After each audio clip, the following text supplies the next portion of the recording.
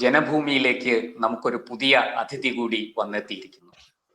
Chartered അക്കൗണ്ടന്റും രാഷ്ട്രീയ നിരീക്ഷകനും ഒക്കെയായ ശ്രീ രഞ്ജിത്ത് കാർത്തികേയൻ. നമസ്കാരം രഞ്ജിത്ത് ഏട്ടാ. നമസ്കാരം പ്രശാന്ത്.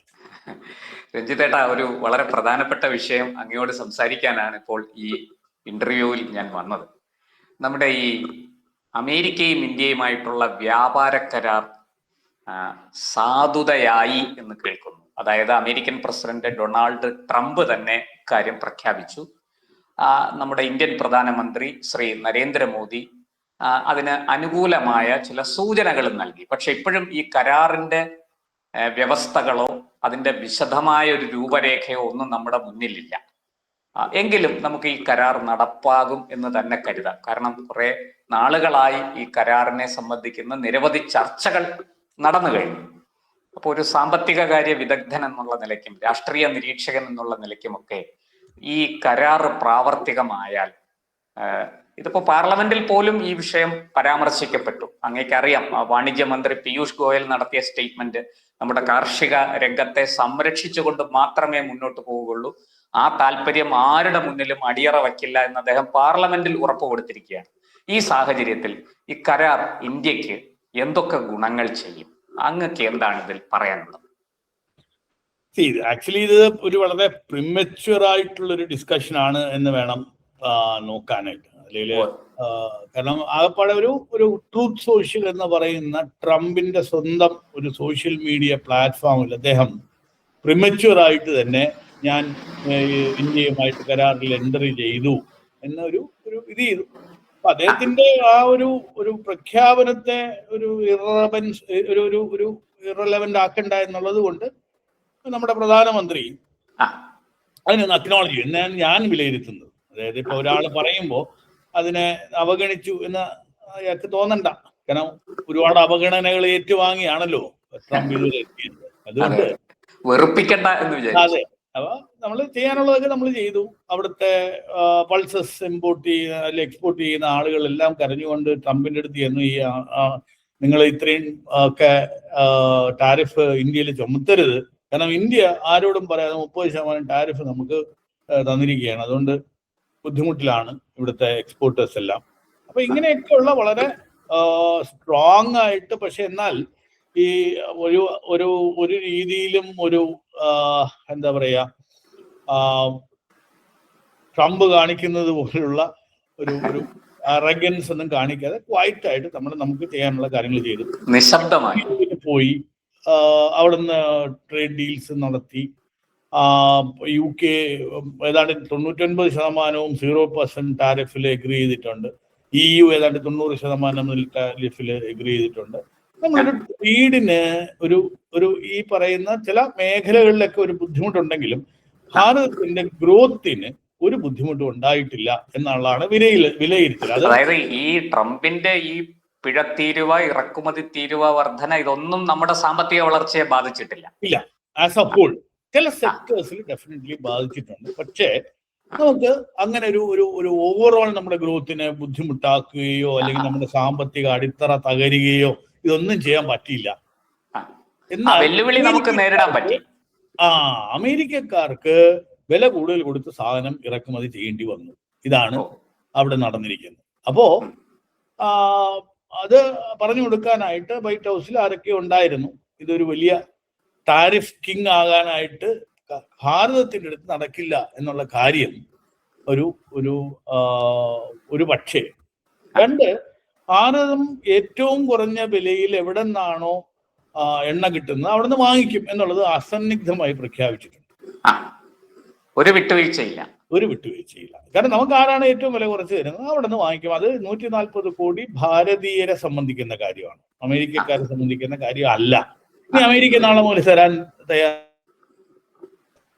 അതുകൊണ്ട് ഈ പിഴത്തീരുവ ഇങ്ങനെയുള്ള കാര്യങ്ങളൊന്നും ആക്ച്വലി നമ്മളെ ഒരു രീതിയിലും ബാധിക്കുന്നില്ല എന്ന് നമ്മൾ ഈ ഉറക്ക വിളിച്ച് പറഞ്ഞില്ല, എക്സില് പോസ്റ്റ് ചെയ്തില്ല.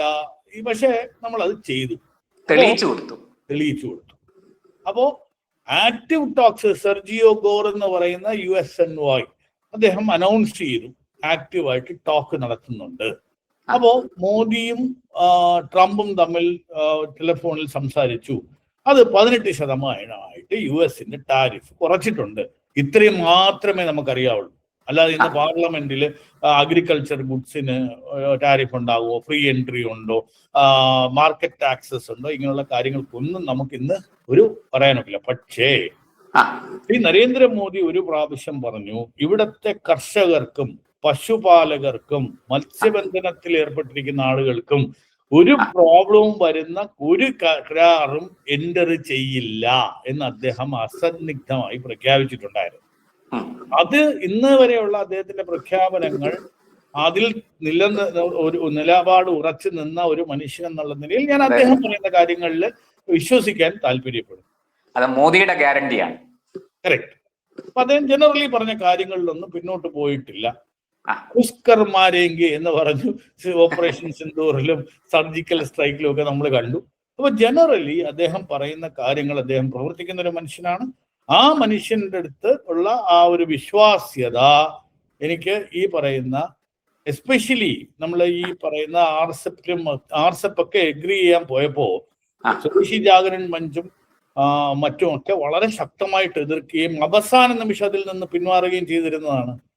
അതിന്റെ കാരണം എന്താ? അതിന്റെ കാരണം എന്ന് പറയുന്നത് നമ്മൾ ഡയറി സെക്ടറിനെ ശക്തമായി ബാധിക്കാനിടയുണ്ട്. അതിനുശേഷം അമൂല് പോലുള്ള മാർക്കറ്റിലെ ഏറ്റവും കൂടുതൽ വിപണിയുള്ള ഒരു ഡയറി പ്രോഡക്ട്സ് ഉള്ള അവര് പോലും വളരെ ശക്തമായി ഒരു താങ്ക്സ് ഗിവിങ് പറഞ്ഞു. അതായത് ഈ മാർക്കറ്റ് ആക്സസ് നമ്മുടെ ചെറുകിട ആയിട്ടുള്ള പശുപാലകരെയൊക്കെ ബുദ്ധിമുട്ടിലാക്കുമായിരുന്നു. അവിടെ ഫാക്ടറി പോലുള്ള രീതിയിൽ ഒരു ഡയറി ഫാമിംഗ് നടത്തുന്ന ആളുകളും നമ്മളും തമ്മിൽ കമ്പയർ ചെയ്യാനൊക്കില്ല. അപ്പൊ ഇങ്ങനെയുള്ള കാര്യങ്ങളിൽ ഓൾറെഡി ഗവൺമെന്റ് അവെയറാണ്. ഒരു കാരണവശാലും അങ്ങനെ ഒരു ബുദ്ധിമോശം ഈ ഗവൺമെന്റ് കാണിക്കും എന്ന് ഞാൻ വിശ്വസിക്കുന്നില്ല. എന്തായാലും അങ്ങിപ്പോ പറഞ്ഞതുപോലെ നമുക്ക് ചില ഭീഷണികൾ ഉണ്ടായിരുന്നു ഈ കാർഷിക മേഖലയിലാകട്ടെ, ക്ഷീരോത്പാദന മേഖലയിലാകട്ടെ. അവിടെ അങ്ങ് സൂചിപ്പിച്ച മോദിയുടെ ഗ്യാരണ്ടി നമുക്ക് പരിപൂർണമായിട്ട് 100% വിശ്വസിക്കാം. പക്ഷേ ഞാൻ ആദ്യം ചോദിച്ച ചോദ്യം, നമ്മളിപ്പോ ഒരു ഊഹാപോഹങ്ങളുടെ നടുവിൽ നിന്നുകൊണ്ടാണ് സംസാരിക്കുന്നത്. എങ്കിലും ഈ കരാർ കൊണ്ട് ഇന്ത്യക്ക് ഉണ്ടാകുന്ന നേട്ടങ്ങൾ, നമ്മുടെ വ്യാപാര മേഖലയ്ക്കും നമ്മുടെ സാമ്പത്തിക വളർച്ചയെ അഭിവൃദ്ധിപ്പെടുത്തുന്നതിനും നമ്മുടെ GDP അങ്ങനെയുള്ള എല്ലാ കാര്യങ്ങളിലും ഈ കരാറ് 18% എന്ന് പറഞ്ഞാൽ ഏഷ്യയിൽ വേറെ ഒരു രാജ്യത്തിനും അതില്ല. പാകിസ്ഥാന് പോലും 19% കൊടുത്തിരിക്കുന്നത്. അത് ഉണ്ടാക്കുന്ന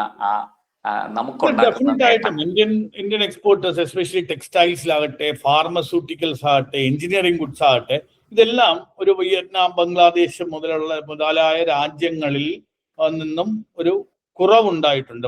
20% വിയറ്റ്നാമിനും ബംഗ്ലാദേശിനും ഒക്കെ ഉള്ള ഒരു റേറ്റ്. അതിനേക്കാൾ 18% കുറവാണ്. ഇതിന് പുറമെ ആക്ച്വലി നമ്മൾ നോക്കേണ്ടത് ഇതിന്റെ ഈ 2% കിഴിവുണ്ട് എന്നുള്ളതല്ല. We have better logistics, better quality.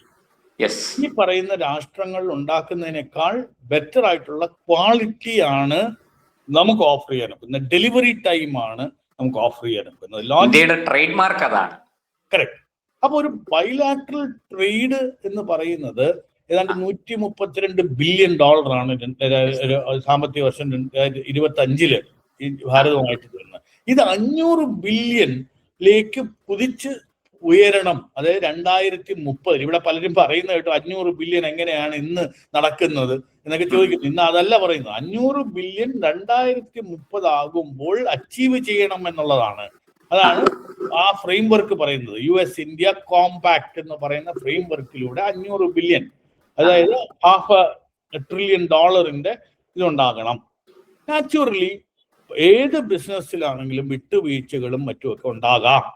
ആ വിട്ടുവീഴ്ച ഉണ്ടാകുന്നതിനെ പറ്റിയുള്ള ചലഞ്ച് നമ്മൾ കാണുന്നത് ഈ പറയുന്ന എൻ്റെ ഇതില് ഒരു മെർക്കൂറിയൽ ആയിട്ടുള്ള ഒരു വ്യവസ്ഥയും ഇല്ലാത്ത ഒരു ഭരണാധികാരി എന്ന നിലയിൽ ട്രംപിന് ഇന്ന് 18 എന്ന് പറയാം, നാളെ 150 എന്ന് പറയാനുള്ള ഒരു സാഹചര്യം ഉണ്ട്.